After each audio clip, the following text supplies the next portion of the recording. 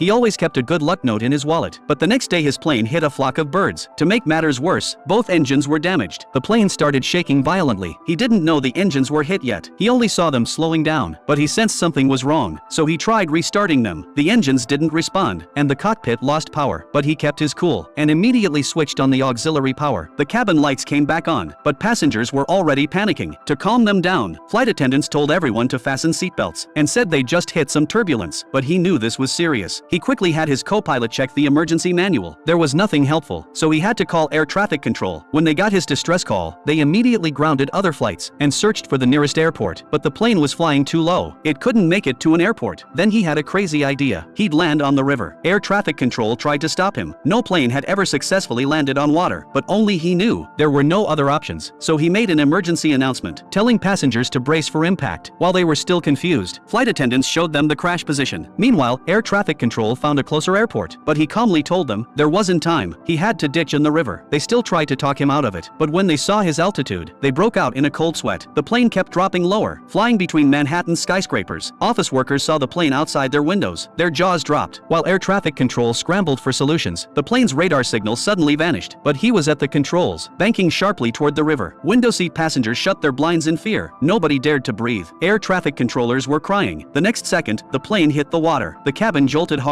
People prayed silently. Water rushed into the cabin. Passengers scrambled for the exits, but rescue boats hadn't arrived yet. They had to stand on the wings waiting. As they shivered in the cold, rescue boats sped toward them, but he was still inside checking the cabin. Only after making sure no one was left behind did he slide into a lifeboat. Everyone on board was saved.